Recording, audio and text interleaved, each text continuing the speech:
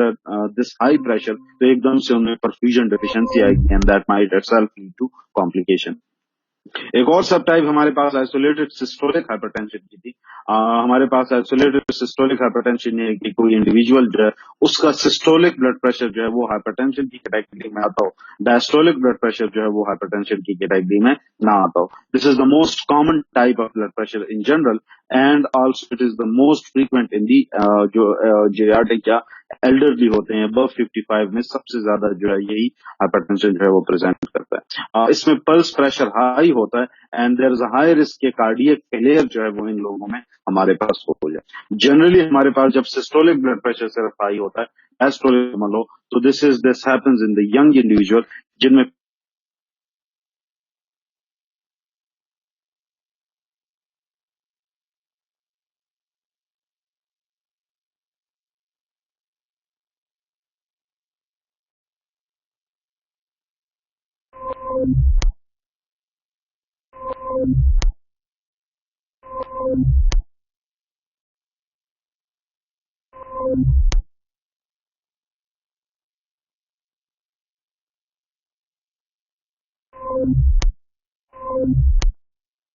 वो भी इक्वली या ज्यादा रोल जो है वो प्ले करता है। सो 50 to 70% जो है वो एनवायरमेंटल रिस्क है।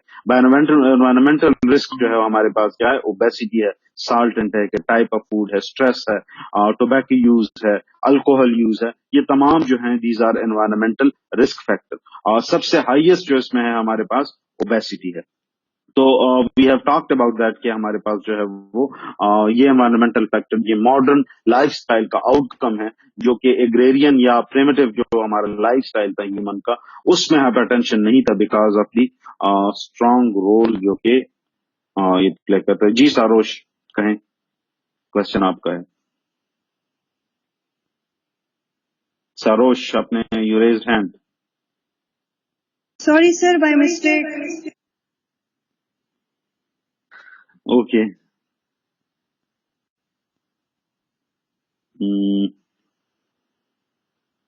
सो एसेंशियल हाइपरटेंशन हम कहाँ पे थे? अच्छा, तो रिच फैमिली हिस्ट्री और मॉडर्न, हम उसकी बात कर रहे थे कि मॉडर्न सोसाइटी का जो है ये एक आउटकम है जो कि हमें that is why it is being thought के फ्यूचर में इंसिडेंस ऑफ दी हाइपरटेंशन जो है वो और भी इंक्रीज होगा। सो पैथोफिजियोलॉजी, हमने पैथोफिजियोलॉजी स्टार्ट की थी। यस, सो पैथोफिजियोलॉजी में सबसे पहले हमने सोडियम इम्बैलेंस की बात की थी कि वन ऑफ द फैक्टर जो कि इस पैथोफिजियोलॉजी को करता है, एस्टेब्लिश करता है कि sodium imbalance has an important role in the establishment of the hypertension is that हमारे पास जो एग्रेरियन सोसाइटीज थी या जो कि हमारे पास मॉडर्न सोसाइटी को एक्सपोज जो नहीं है, जो कि आइसोलेट पॉपुलेशन, आइसोलेट जिन्हें कहा जाता है, अमेजोन फॉरेस्ट में है, या फिर जो वो आइलैंड्स हैं कुछ जहाँ पे इंडिजिनस पॉपुलेशन रहती है, तो वहां पे सोडियम का यूज जो है वो बहुत कम है। सो द प्रोसेस सोडियम, कि हमारे पास साल्ट जो है वो सेपरेट प्रोसेस फॉर्म में आता है, ये वहां पे हमारे पास नहीं होता है। द नेचुरल सोडियम का जो सोर्स है वो नेचुरल फूड में जो कि हमें मिलता है, कि मुख्तलिफ किस्म के वेजिटेबल्स जो हैं, मुख्तलिफ किस्म के मीट्स में हमें मिलता है, तो वही होता है। एडिशनल सोडियम उनके डाइट में नहीं होता है। They have a rich food that is rich in potassium and low in sodium. So modern day में हमारे पास जो है वो सोडियम का इंटेक हमारे पास ज्यादा हो गया। So this leads that puts pressure on kidney कि वो उस एक्सेस सोडियम को जो है वो रिमूव करे बॉडी से। तो उसके लिए उसको सोडियम को, उसके लिए किडनीज को परफ्यूजन जो है वो एक्स्ट्रा परफ्यूजन क्रिएट करनी होती है, और इसके लिए वो क्या करता है, हमारे पास ब्लड प्रेशर को इंक्रीज करता है ताकि किडनी में ज्यादा से ज्यादा फिल्ट्रेशन हो और ये एक्सेस सोडियम जो है वो हमारे पास जो वो रिमूव हो। देन देयर इज एविडेंस कि हमारे पास कुछ मोनोजेनिक से मेरा मतलब है कि हमारे पास जेनेटिक इलनेसेस दो किस्म की होती है।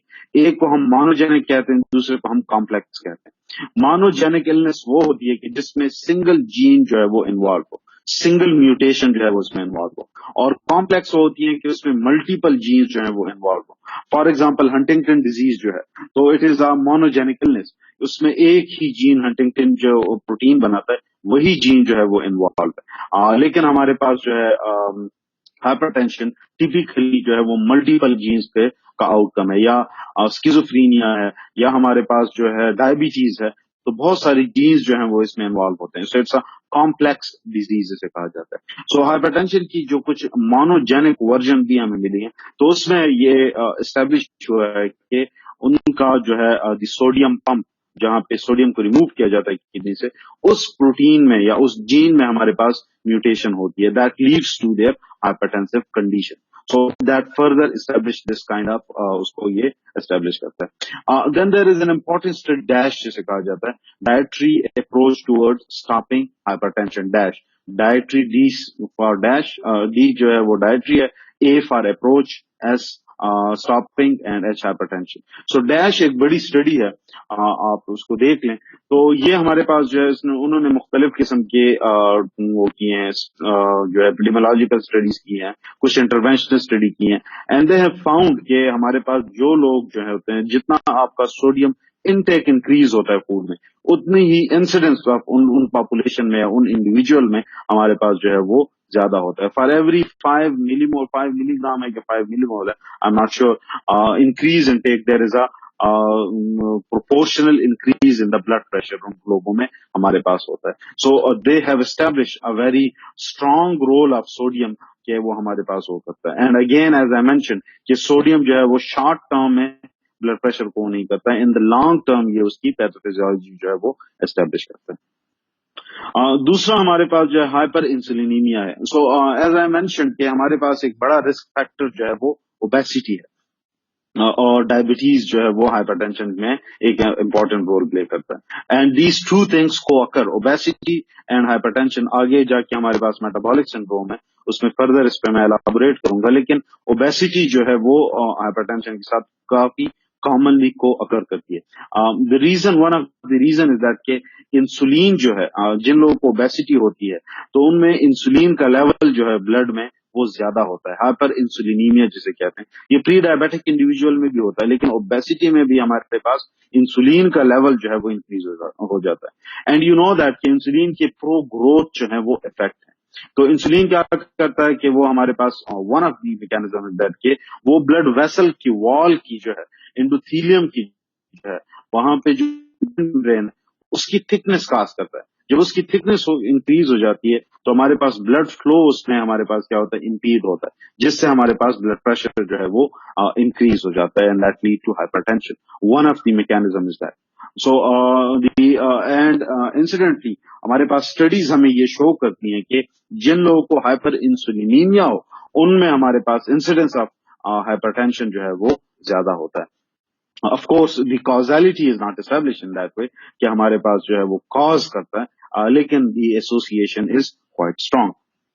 नेक्स्ट हमारे पास जो है वो है renin angiotensin system abnormalities. You know about that कि रेनिन एंजियोटेंसिन सिस्टम जो है वो एक इम्पॉर्टेंट रोल प्ले करता है उसमें द ब्लड प्रेशर की रेगुलेशन में। And there are various studies जो ये शो करती हैं कि हमारे पास जो जेनेटिक म्यूटेशंस होती हैं जो कि हाइपरटेंशन के साथ एसोसिएटेड होती हैं, they kind of crowd into the renin angiotensin system, और उनमें जो है वो ज्यादा होता है, या फिर उनमें हमारे पास जो है जो वो होता है एफरेंट आर्टेरियोल जो होते हैं, वहां पे प्रेशर जो है वो हाई होता है। सो दिस फिजियोलॉजिक चेंजेस वहां पे हमारे पास रेनिन एंजियोटेंसिन सिस्टम में एट द ब्रॉड रेंज जो है वो देखी गई है।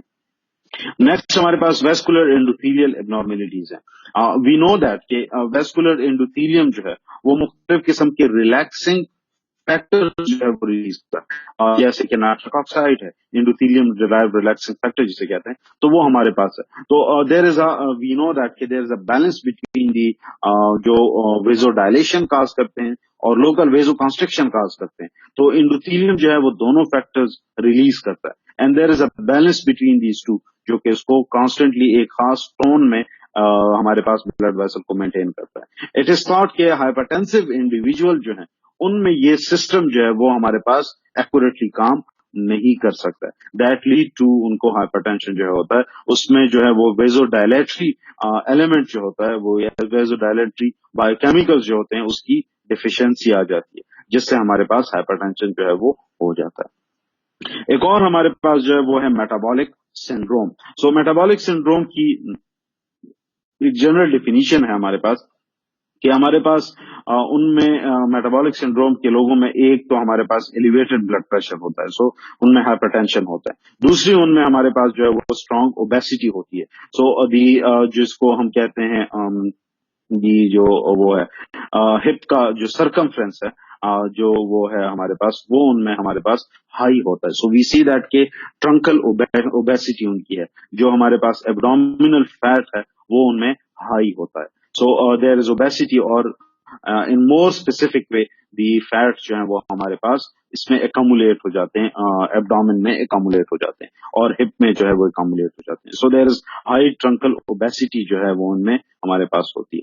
So one is hypertension, second is obesity, third जो है उनका जो अगर आप लिपिड प्रोफाइल करेंगे तो उनका लिपिड प्रोफाइल जो है वो डिरेंज आएगा। सो दे हैव हाई टीजीज, ट्राइग्लाइसराइड जो होते हैं उनमें हमारे पास हाई होते हैं। एंड फोर्थ हमारे पास जो फीचर है वो हमारे पास एबनॉर्मल ग्लूकोज टॉलरेंस है। सो एक हमारे पास आपको पता होगा कि जब डायबिटीज हो जाए तो डायबिटीज में हमारे पास ये होता है कि ब्लड ग्लूकोज जो होता है वो नॉर्मल रेंज में नहीं होता है। प्री डायबिटीज में हमारे पास जो है ब्लड ग्लूकोज जो है वो नॉर्मल रेंज में होता है। अगर आप उनका रैंडम या मॉर्निंग में ब्लड ग्लूकोज चेक करेंगे तो वो नॉर्मल होगा, लेकिन उनमें प्रॉब्लम क्या होती है? उनमें प्रॉब्लम ये होती है कि उनका जो वो है इंसुलिन का लेवल है वो हाई होगा।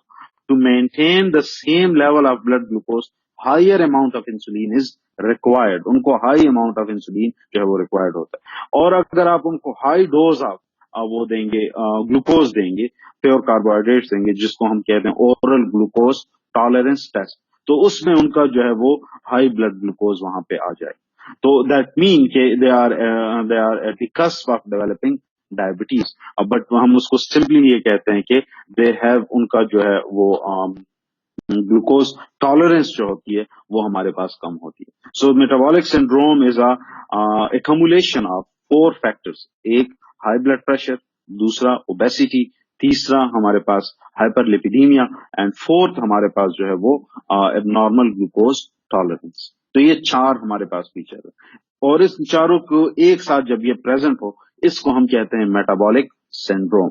सो मेटाबॉलिक सिंड्रोम जो है इसको आजकल modern, it's a modern illness. तो दीज थिंग्स आर को occurring very commonly, very frequently in diabetic individual, in the hypertensive individual. इसलिए इसको एक सेपरेट कैटेगरी के तौर पर आजकल देखा जाता है मेटाबॉलिक सिंड्रोम। सो मेटाबॉलिक सिंड्रोम जो है उसमें हमारे पास जो है वो उसकी पैथोफिजियोलॉजी में इस तरह हुआ है कि ओबेसिटी जब हाई होती है तो द बॉडी का जो एरिया है जिसमें ब्लड को डिस्ट्रीब्यूट होना है, इट रिक्वायर हायर प्रेशर के वो पूरे जो हैं वो पूरे बॉडी में ब्लड हमारे पास डिस्ट्रीब्यूट हो जाए, that lead to high blood pressure.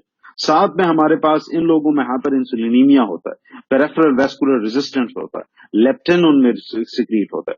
All these lead to higher peripheral vascular resistance, that also lead to high blood pressure. तो ये तमाम फैक्टर मिल के हमारे पास क्या कर सकते हैं? हाइपरटेंशन जो है वो काज कर सकते हैं। Again you can see over here कि द सेंट्रल रोल जो है हमारे पास यहाँ पे ओबेसिटी जो है वो प्ले कर रही है, ठीक है। But all these mechanisms can को अकर, तमाम ये नहीं है कि सोडियम इम्बैलेंस एक्सक्लूसिवली जो है वो लोगों में होता है। तो there would be sodium imbalance, there would be metabolic syndrome, तो उनमें शायद रेनिन की abnormality, all these things come together and conspire together to create hypertension, ठीक है। So we have all these risk factor या जो कि हमारे पास पैथोफिजियोलॉजिकल फैक्टर्स हैं, ये हमारे पास म्यूचुअली एक दूसरे साथ जो है वो एग्जिस्ट करते हैं टू लीड टूवर्ड्स हाइपरटेंशन, ठीक है।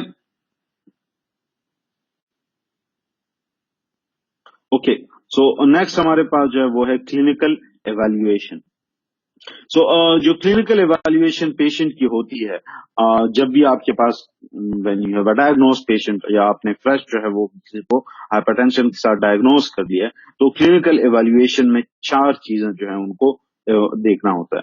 फर्स्ट हमारे पास जो है लाइफस्टाइल फैक्टर्स को देखना होता है, that is causing this elevated blood pressure, कि वो क्या फैक्टर्स हैं। you have आपने डायग्नोज कर लिया the patient is hypertensive, so the first thing you have to see is that के लाइफस्टाइल फैक्टर वो क्या है जिससे ब्लड प्रेशर जो है वो हो रहा है, हाई एलिवेट हो रहा है। तो you can look up for example, आप उनसे साल्ट इनटेक का पूछ सकते हैं, आप उनसे जो है उनके जो है स्मोकिंग हैबिट्स का पूछ सकते हैं, अल्कोहल इनटेक का आप उनसे पूछ सकते हैं, आप उनकी ओबेसिटी जो है वो चेक कर सकते हैं, आप उनकी सेडेंट्री लाइफस्टाइल के मुताबिक पूछ सकते हैं कि क्या आप वॉक करते हैं, आप चलते हैं, आप रनिंग करते हैं, एक्सरसाइज करते हैं, गेम करते हैं। तो मुख्तलिफ किस्म के फैक्टर्स जो हैं आप उनके जो है वो एस्टेब्लिश करते हैं, और ये हमारे पास क्या है, these are modifiable factors. So you try to establish के ऐसे कोई फैक्टर्स हैं कि जिनको हम मॉडिफाई करके इनके ब्लड प्रेशर को जो है वो लोअर की तरफ जो है वो ला सकते हैं। स्ट्रेस का आप पूछ सकते हैं, तो ऑल दीज फैक्टर्स। देन उसके साथ associated modifiable cardiovascular risk factor को आप असेस करते हैं। सो कार्डियोवास जो फैक्टर्स हमारे पास ब्लड प्रेशर काज करते हैं, मोस्ट ऑफ दीज जो हैं वो हमारे पास कार्डियोवास्कुलर रिस्क फैक्टर्स भी हमारे पास हैं। जैसे कि हमारे पास वो है दी मॉडिफाइबल रिस्क फैक्टर में जो हाइपरलिपिडीमिया है। तो अगर किसी को हाइपरलिपिडीमिया है और साथ में उसे ब्लड प्रेशर है, they are at a very high risk उनको मायोकार्डियल इंफार्क्शन होगा, उनको हार्ट अटैक जो है वो होगा। So you look at those, आप उनका फौरन जो है वो ट्राइग्लिसराइड, ऐसे बंदों का आप जिसका ब्लड हाइपरटेंशन जो है वो डायग्नोज हो जाए, आप उनका जो है वो फौरन ट्राइग्लिसराइड जो है वो चेक करते हैं कि ट्राइग्लिसराइड उनके कैसे हैं। So this is a one strong modifiable risk factor. Another is smoking, जो है कि वो हाइपरटेंशन में भी, etiology में भी है, और साथ में मायोकार्डियल इंफार्क्शन में भी हमारे पास जो है वो है। स्ट्रोक में इसकी जो है वो एक इम्पोर्टेंट वो है, रिस्क फैक्टर के तौर पर उसको देखा जाता है। सो जो कार्डियोवास्कुलर रिस्क फैक्टर्स हैं मॉडिफाइबल, आप उनको देखते हैं, बिकॉज जिन लोगों को हाइपरटेंशन है तो the biggest risk is that के उनको जो है वो कार्डियोवास्कुलर कोई एक्सीडेंट जो है वो उन्हें होगा। So you have to look for all those factor जो कि कार्डियोवास्कुलर रिस्क फैक्टर जो है वो या उनको फॉर एग्जांपल एंजाइना है, तो these are all the kind of risk factor that you have to look in them. और फिर आप उनको देखते हैं कि कोई का टारगेट ऑर्गन इंजरी तो नहीं हुई है, या कोई सटल चेंजेस तो हमारे पास जो है वो टारगेट ऑर्गन में नहीं है, तो आई की एग्जामिनेशन की जाती है कि उनको जो है वो रेटिनोपैथी तो नहीं हुई है। उनके जो है वो इम्पल्सेस को चेक किया जाता है कि मुख्तलिफ किस्म के जो है वो आप उनके वो देखते हैं, रिफ्लेक्सेस देखते हैं कि रिफ्लेक्सेस जो है वो ठीक हैं कि नहीं है, हैंड स्ट्रेंथ आप चेक करते हैं, आई की मूवमेंट देखते हैं, और न्यूरोलॉजिकल एबनॉर्मेलिटीज को आप जज करने की कोशिश करते हैं। आप उनके जो है वो you have to go check their kidney function, आपने उनकी किडनी के टेस्ट कराने होते हैं कि किडनी में कोई जो है वो नेफ्रोपैथी तो नहीं हुई है, तो आप उसको एस्टेब्लिश करते हैं। सो you look for those organ जिनके डैमेज हो। आप जो है हार्ट का रिस्क चेक करते हैं कि हार्ट में कोई चेंजेस तो नहीं हुए, आप उनका ईसीजी कराते हैं, एक्सरसाइज टॉलरेंस टेस्ट कराते हैं। So the general practice is to do all this workup कि जितने जो 4 मेन हमारे पास ऑर्गन है जो हाइपरटेंशन से इफेक्ट हो सकते हैं, आप उनको जो है वो चेक करना होगा, दी हार्ट के फंक्शन को, ब्रेन के फंक्शन को, दी आई की एग्जामिनेशन एंड किडनी की एग्जामिनेशन, ये 4 जो है you have to do that. और फिर साथ में आप ये भी चेक करते हैं कोई सेकेंडरी काज तो हाइपरटेंशन का नहीं, तो for example you have to assess के थायराइड फंक्शन तो उनका ठीक है, you don't necessarily have to order thyroid function test, आप उनके जो है मुख्तलिफ सिम्टम्स देखते हैं, हार्ट रेट आपका कैसे है, पसीना तो बहुत ज्यादा नहीं आता है, थकते तो बहुत ज्यादा नहीं है, सांस आपकी कैसी है, respiratory. So this kind of questions आप करते हैं ताकि ये पता लग जाए कि कोई और सेकेंडरी काज तो हाइपरटेंशन का नहीं है, it is essential or the primary hypertension. This is the various workup that you go for. आप जो है कार्डियोवास्कुलर रिस्क फैक्टर के लिए कोलेस्ट्रॉल देखते हैं, जैसे मैंने आपको बताया, ट्राइग्लिसराइड, फास्टिंग ब्लड ग्लूकोज जो है वो देखते हैं, जैसे मैंने कहा कि ग्लूकोज इनटॉलरेंस जो है वो मेटाबॉलिक सिंड्रोम का एक हिस्सा है। टारगेट ऑर्गेनिजी के लिए आप चेस्ट एक्सरे करते हैं, चेस्ट एक्सरे का मकसद क्या हो सकता है इसमें, हार्ट में? शाबाश, एनीवन? जाफरान बहु है, शाबाश। चेस्ट एक्सरे हाइपरटेंशन के मरीज के लिए क्यों की जाती है? हार्ट शेप, सर कार्डियो में के लिए और उसको चेक करने के लिए कि शाबाश साइज तो बढ़ाने। शाबाश, very good Bushra and Zafran, शाबाश। So hypertrophy, cardiac hypertrophy, this is the exact answer कि हम हाइपरट्रॉफी को देखते हैं, लेफ्ट वेंट्रिकुलर हाइपरट्रॉफी को एस्टेब्लिश करने की कोशिश करते हैं कि उनका जो है वो लेफ्ट वेंट्रिकल में कोई चेंजेस तो नहीं आई है। एंड ऑब्वियसली राइट वेंट्रिकुलर को भी उससे जज किया जा सकता है। You can look for the CHF congestive heart failure के साइंस जो है वो, अगर किसी को CHF हो तो ऑब्वियसली उनके चेस्ट में हमारे पास फ्लूइड जो है वो एकमुलेट होता है, तो वो भी इसमें पता लग जाता है, बट वो एडवांस स्टेज ऑफ हाइपरटेंशन में होता है। लेकिन वेंट्रिकुलर हाइपरट्रॉफी जो है दैट इज दी ऑब्जेक्टिव, आप उसको देखते हैं। ECG करते हैं कि कोई जो है वो हार्ट अटैक तो नहीं हुआ है, कोई हाई चेंजेस तो ECG में हमारे पास नहीं। यूरिनालिसिस जो है वो आप करते हैं टू सी के उसमें कोई प्रोटीन तो नहीं आ रहा है, अगर प्रोटीन आ रहे हैं तो दैट मीन के नेफ्रोपैथी जो है वो एडवांस स्टेज में होगी। Serum creatinine, blood urea nitrogen and uric acid, again all these are for the kidney के फंक्शन को असेस करने के लिए किया जाता है। सेकेंडरी हाइपरटेंशन एक बहुत ब्रॉड वो है, कैटेगरी है। यू कैन लुक फॉर, जैसे मैंने कहा कि थायराइड को आप देख सकते हैं। सीरम क्रिएटिनिन जो है it is a tricky one, because अगर किसी को क्रॉनिक किडनी डिजीज है तो वो जो है वो हाइपरटेंशन काज कर सकती है, but alternative is also true. अगर किसी को क्रॉनिक हाइपरटेंशन है तो उससे भी उनको जो है वो क्या हो सकता है, नेफ्रोपैथी हो सकती है। So you have to be cautious about the direction of causality के, कौन किस चीज को कॉज कर रहा है। और electrolyte imbalance, we know that के पोटाशियम एंड सोडियम और ये मुख्तलिफ किस्म के जो हैं electrolytes, they have an important role in the blood pressure की, कहीं वो तो एकमुलेट नहीं हो रहे हैं। And then you calculate the kidney function, आप GFR जो है वो कैलकुलेट करते हैं इनसे।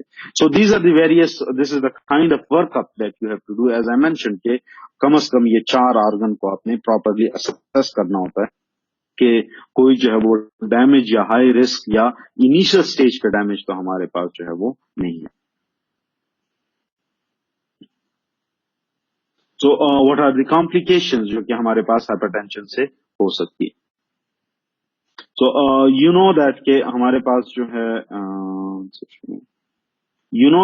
हमारे पास जो है ये 4 मेन ऑर्गन्स हैं। एज आई मेंशन के इन चारों को हमने देखना होता है। जो सबसे बड़ा रिस्क फैक्टर हमारे पास जो है हाइपरटेंशन से, वो किस चीज का है, वो कार्डियोवैस्कुलर रिस्क का है। So the individual can go towards myocardial infarction. Myocardial infarction तब होता है कि हमारे पास जो है blood supply to the heart जो है वो सफिशिएंट ना हो, और उस सफिशिएंसी जो है, फॉर एग्जांपल कोई आर्थेरोस्क्लेरोसिस जो है वो कोरोनरी वेसल्स में आ गई हो तो ब्लड सप्लाई जो है वो कम हो।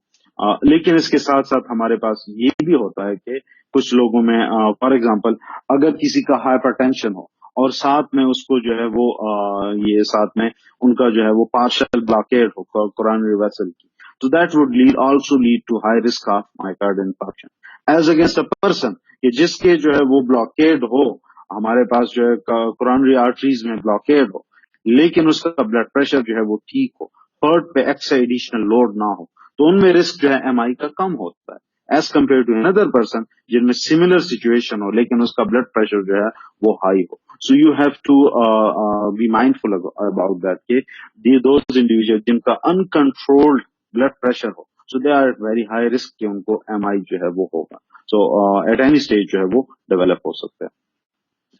दी अदर इज दैट कि उनको जो है वो स्ट्रोक हो सकता है। स्ट्रोक हमारे पास जो है वो 2 तरीकों से हो सकता है। एक हमारे पास जो है वो इंफार्क्शन हो सकती है, और दूसरी हमारे पास हेमरेजिक स्ट्रोक जो है वो प्रेजेंट हो सकता है। इंफार्क्शन हमारे पास ऐसे होती है कि कहीं पे हमारे पास जो है वो अथेरोस्क्लेरोटिक प्लैक बना हुआ है, और वहां पे because of the high pressure constantly वो उस पे एक्ट कर रहा है प्रेशर, तो वो जो प्लैक है, वो जो टुकड़ा है जो हमारे पास एडिशनल मास किसी वेसल के साथ वो बना हुआ है, तो वो अपनी जगह से डिस्प्लेस हो जाता है, और जब वो डिस्प्लेस हो जाता है तो वो एम्बुलस बन जाता है। ये एम्बुलस पे ट्रेवल करता है, और इसका कॉमन साइट जो हमारे पास है वो ब्रेन के जो हमारे पास कैपिलरी नेटवर्क है, उसकी जो आर्टेरियोल्स हैं, वहां पे जाके वो ट्रैप हो जाता है। जब वो ट्रैप हो जाता है तो blood supply to that region of the brain जो है वो हमारे पास कॉम्प्रोमाइज हो जाती है। दैट लीड्स टू कि हमारे पास उससे स्ट्रोक जो है वो उन लोगों को हो जाता है, इन्फार्क्शन हो जाती है। दूसरा हमारे पास हेमरेजिक स्ट्रोक ये होता है कि कोई वेसल जो है वो रप्चर हो जाए। होता यह है कि हमारे पास जो लोग क्रॉनिक हाइपरटेंशन जिनको हो, जिनका अनकंट्रोल्ड ब्लड प्रेशर हो, तो उनमें हम कहते हैं एन्यूरिज्म्स एक वर्ड यूज करते हैं।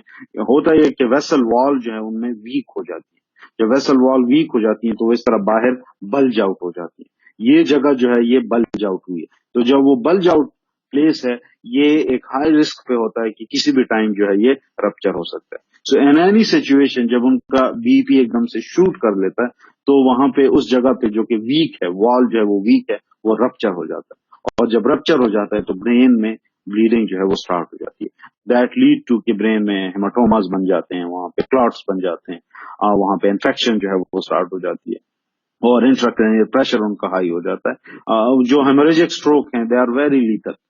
मेजॉरिटी 80% जो है वो हमारे पास उसमें डेथ जो है वो it lead to death as compare to the infarction जो है जिसमें हमारे पास होती है इंफाक्ट स्ट्रोक जो है, तो उसमें हमारे पास ये रिस्क जो है वो डेथ का कम होता है, although it also lead to severe morbidity, functional impairment उसमें हमारे पास होता है। So, so these kind of complication can develop, ये complication हो सकती है। We are talking about the cardiovascular events जो के हो सकते हैं। So one as I mentioned के is the myocardial infarction। दूसरी हमारे पास जो है वो left ventricular hypertrophy है। तो लेफ्ट वेंट्रिकुलर हाइपरट्रॉफी क्या है?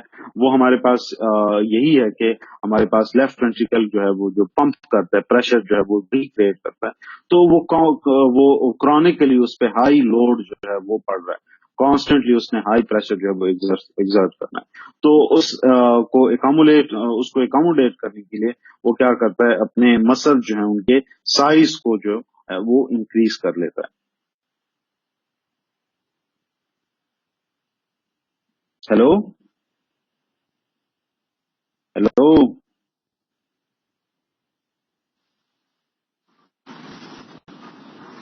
आप सुन रहे हैं मेरी आवाज? जी सर। जी सर। कोई इश्यू तो नहीं है? नो सर, So I सब got a कुछ message कि नो कट सर, कॉल खत्म हो ये गई है। कट कॉल खत्म हो गई है। सर अभी ठीक है सर। एक सेकंड, ओके। तो लेफ्ट वेंट्रिकुलर हाइपरट्रॉफी जो है वो हो सकती है। It can lead to heart failure, कि जिनका क्रॉनिकली हाई ब्लड प्रेशर हो तो उनमें हार्ट फेलियर के चांसेस जो है वो हाई होते हैं। तो दी लेफ्ट वेंट्रिकुलर हाइपरट्रॉफी जो है उसके स्टेज पे भी अगर आपने ट्रीटमेंट ना की हो, ब्लड प्रेशर तब भी हाई हो, तो हमारे पास जो है the heart start to fail in the sense के वो जो है वो उतनी प्रेशर के साथ, उतने उसके साथ एफर्ट के साथ जो है वो एग्जर्ट नहीं कर सकता है।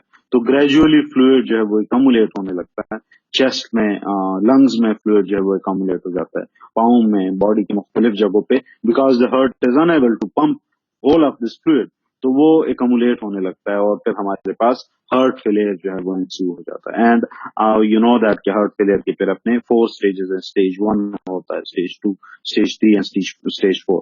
तो दिस इज हार्ट जो है वो फेलियर की तरफ, अगर वो एमआई माइकार्डियल इंफार्क्शन ना हो, तो दूसरा हमारे पास रिस्क जो है वो हमारे पास हार्ट फेलियर का होता है। देन कार्डियक एरेथमियास के हमारे पास जब जिन लोगों को हार्ट फेलियर होता है, they have a high risk of के एरेथमियास हो। हार्ट पे जब एकदम से एक्स्ट्रा लोड पड़ता है तो उसके कम्युलेट करने के लिए वो क्या करता है, वो हाई प्रेशर को एग्जर्ट करने की कोशिश करता है, लेकिन eventually this might lead to के वो क्या करे, अपने इंटेंसिटी को इंक्रीज करे, फिलिंग के लिए उसके पास टाइम ना हो, दैट लीड टू एरेथमियास जो है वो हो जाती हैं। और एंड दीज एरेथमियास जो है वो फेटल हो सकती हैं, एमआई उनसे हो सकता है और उनसे भी हार्ट फेलियर जो है वो हो सकता है। And you know about angina कि हमारे पास ब्लड सप्लाई जो है वो कम है और हार्ट पे लोड जो है वो ज्यादा है। This create hypoxic condition in the cardiac musculature, जिससे पेन डेवलप होता है, जिसको हम एंजाइना कहते हैं। And obviously the sudden death जो कि एमआई की वजह से लोगों को होता है। तो दूसरा हमारे पास, मैंने अभी आपको बताया कि हमारे पास जो है वो न्यूरोलॉजिकल एबनॉर्मेलिटीज जो है वो सेकंड जो वो है एट रिस्क ऑर्गन है, वो हमारे पास ब्रेन का है। तो न्यूरोलॉजिकल डेफिसिट जो है वो हो सकता है। तो the most common is stroke हमारे पास जो है वो हो सकता है, इनफाक्ट हमारे पास बन जाते हैं। तो जैसे मैंने आपको बताया कि थ्रोम्बोटिक ऑक्लूजन जो है, जो इंफाक्शन हमारे पास होती है, वो हमारे पास ज्यादा कॉमन है। और कुछ कंडीशन में हमारे पास इंट्राक्रैनियल हेमरेजेस जो है, हेमरेजिक स्ट्रोक जो है वो हो सकते हैं, स्पेशली जहां पे एन्यूरिज्म्स जो है वो बने हों। लेकिन इसके अलावा भी इट कैन लीड टू, जब हमारे पास फुल फ्रैंक स्ट्रोक ना हुआ हो, it can lead to the neurologic function की इम्पेयरमेंट जो है वो हो सकती है। जो हमारे पास उनमें क्या होता है, जिनका अनकंट्रोल्ड ब्लड प्रेशर होता है, हाइपर रिफ्लेक्सिया उनमें होता है, वो जो है वो ऐसे स्विच करते हैं। जो कि हमारे पास होता है कोऑर्डिनेटेड रिस्पांस होता है किसी स्टिमुलाई को, वो उनमें जो है वो हो सकता है, डैमेज हो सकता है। तो there can be minor neurologic changes in the form of कि उनका जो है वो गेट जो है वो थोड़ी नॉर्मल होगी, उनके नर्व की जनरल वीकनेस जो है वो हो सकती है, नर्वस सिस्टम की जनरल वीकनेस को जो है वो प्रेजेंट कर सकते हैं, लेकिन मोस्ट कॉमनली स्ट्रोक के फॉर्म में जो है वो प्रेजेंट करता है। नेक्स्ट हमारे पास जो है वो है रेटिनोपैथीज जो है वो भी एक कॉमन वो है। जिन लोगों को हाइपरटेंशन हो तो उनके रेटिनाज में जो हमारे पास छोटी छोटी वो होती हैं, वहां पे कैपिलरी नेटवर्क होती हैं, वो हमारे पास क्या हो जाती हैं, वो हमारे पास हेमरेजिक हो जाती हैं, उनमें हमारे पास ब्लीडिंग जो है वो स्टार्ट हो जाती है। तो उस ब्लीडिंग की वजह से हमारे पास आईज जो होती हैं, उनकी रेडनेस वहां पे आपको जो है वो नजर आती है, और डिस्क जो है वो हमारे पास क्या हो जाता है, वो ब्लर हो जाता है, विजुअल एबनॉर्मेलिटीज उनको आ जाती है। सो यू सी दैट कि उनमें ब्लीडिंग होती है, और रेटिना जो है वो क्लियर नहीं होता है। जब रेटिना क्लियर नहीं होता है, so they cannot properly visual जो है वो एबनॉर्मेलिटीज उनको हो जाती है। तो पहले आर्टरीज जो है वो नैरो हो जाती हैं, और साथ में वो रप्चर हो जाती है। दीज टू लीड्स, ये सबसे कॉमन हमारे पास होता है। तो उनको जो है they have to go for, उनको जो है वो लेजर के थ्रू उनको खत्म किया जाता है। वो जो हमारे पास इन्फार्क्ट्स होते हैं, कुछ इंजेक्शंस लगाते हैं जो कि क्लॉट को खत्म करते हैं, ताकि उनका आई जो है वो क्लियर हो जाए।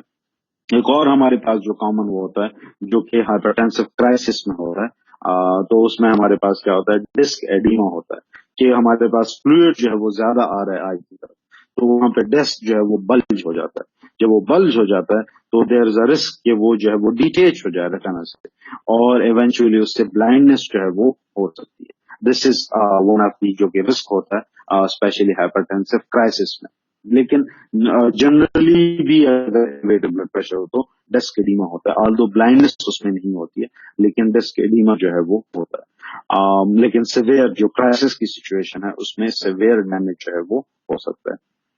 सो हमारे पास रेटिनोपैथी जो है वो, उसमें ये होता है कि ब्लड सप्लाई इम्पेयर हो जाती है, आर्टीरियल वॉल जो है वो नैरो हो जाता है, ब्लीडिंग वहां पे हो सकती है, क्लॉट वहां पे छोटे मोटे जो है वो क्लॉट बन सकते हैं, और जो हमारे पास कैपिलरी नेटवर्क है वो डैमेज हो सकता है, और विजुअल एबनॉर्मेलिटीज जो है वो हमारे पास हो सकती है। पेपिलोडेमा जो हमारे पास है, जो ऑप्टिक डिस्क की वो है, वो डिटेचमेंट है या ब्रेक डाउन है, उसमें ये वो है, जैसे ये चीज मैंने आपको एक्सप्लेन कर दी है। तो आई जो है वो एक और टारगेट ऑर्गन है। फाइनली हमारे पास जो है, जो डैमेज है वो किडनी को हो सकता है, इन द फॉर्म ऑफ एथेरोस्क्लेरोसिस। तो क्रॉनिक किडनी डिजीज जो है, ये ओल्ड एज में जो हाइपरटेंसिव लोग होते हैं उसमें एक कॉमन कॉम्प्लिकेशन है। तो किडनी का फंक्शन ग्रेजुअली हमारे पास क्या होता है, वो डिक्लाइन की तरफ जाता है, and one of the reason is atherosclerosis वहां पे भी होती है। साथ में हमारे पास हाइपरप्लास्प्लेजिया जो है वो उसका हो जाता है। हाइपरप्लेजिया की वजह से हमारे पास वो जगह जो होती है, जो आर्टरी होती है, वो हमारे पास नैरो हो जाती है, जिससे हाई ब्लड प्रेशर जो है वो हमारे पास जनरेट हो जाता है, और ये हाई ब्लड प्रेशर जो है वो किडनीज को डैमेज काज कर सकता है। साथ में हमारे पास हाई ब्लड प्रेशर जब हमारे पास ग्लामेरुलस कैप्सूल पे आता है, तो जो ग्लामेरुलर टफ्ट है वो हमारे पास जो है वो डैमेज हो जाता है। जब ग्लामेरुलर टफ्ट डैमेज हो जाता है, तो हमारे पास किडनीज जो होती हैं वो फिल्ट्रेशन अप्रोप्रिएटली नहीं कर सकती, और यही हमारे पास जो है वो क्रॉनिक किडनी डिजीज के फॉर्म में होता है। तो वहां पे हमारे पास क्या हो जाता है, वहां पे फ्लूइड जो है वो विदाउट फिल्टरिंग जो है वो लीक आउट होने लगता है, स्पेशली प्रोटीन जो है वो यूरिन में आ जाते हैं, और हमारे पास जो है वो वेस्ट बॉडी में एकमुलेट होने लगता है। हैं, यूरिया की अकोमुलेशन होती है, क्रिएटिनिन की अकोमुलेशन होती है। तो ये अकोमुलेशन हमारे पास उनमें होती है, स्पेशली हमारे पास जब नेफ्रॉन जो है वो डैमेज होने लगे, ग्लैमेरुलर के जो वो है कैप्सूल में कैप्सुलर डैमेज जो है हमारे पास होने लगे। और this is a study gradual decline हमारे पास किडनीज में आता है। वन ऑफ द रीजन जो कि हमारे पास हाइपरटेंसिव लोगों में डेथ का एक रीजन होता है, वो हमारे पास CKD है, क्रॉनिक किडनी डिजीज जो है। सो हाइपरटेंशन जो है वो जैसे हार्ट को डैमेज करके it can lead to death, या ब्रेन को जो है वो डैमेज करके it can lead to death.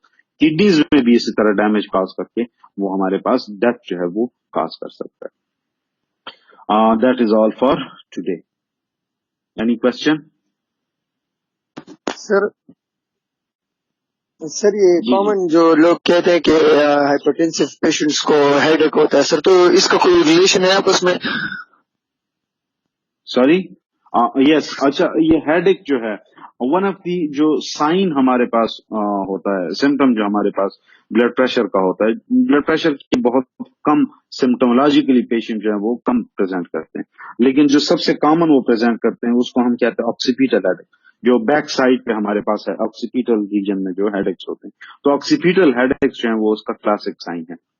Reason उसका यह है कि हेडेक के साथ क्यों प्रेजेंट करते हैं लोग, बिकॉज हमारे पास जो है जब ब्लड प्रेशर हाई हो जाता है तो क्रेनियम में इंट्राक्रेनियल, जिस तरह हमारे पास आई में ऑक्यूलर रीजन में हमारे पास क्या हो जाता है, ब्लड सप्लाई इंक्रीज हो जाती है, वहां पे एडेमा किस्म का हो जाता है। तो यहाँ पे ब्रेन में भी हमारे पास क्या होता है, इंट्राक्रेनियल प्रेशर जो है वो इंक्रीज हो जाता है। और उस इंट्राक्रेनियल प्रेशर जब इंक्रीज हो जाता है तो वो ब्रेन को क्या करता है, उस पे उसका प्रेशर जो है वो मैकेनो सेंसेशन जो है वो इंक्रीज हो जाती है, उससे हमारे पास जो है वो हेडेक जनरेट होता है। So this is true specially in those condition के जहां पे हमारे पास एक्सट्रीम हाई एलिवेशन हो। लेकिन तमाम लोग जो है वो इस सिम्टम के साथ प्रेजेंट नहीं करते, बट हाइपरटेंशन में हेडेक जो है उसका ये एक मैकेनिज्म है कि जब हमारे पास ब्रेन में ब्लड सप्लाई इंक्रीज हो जाती है, वेजोडायलेशन वहां पे हो जाती है, तो उससे इंट्राक्रेनियल प्रेशर जो है वो एनहांस हो जाता है, जिससे हमें हेडेक जो है वो फील होता है।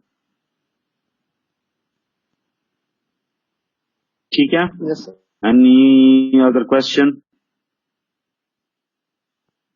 Okay, so thank you. ये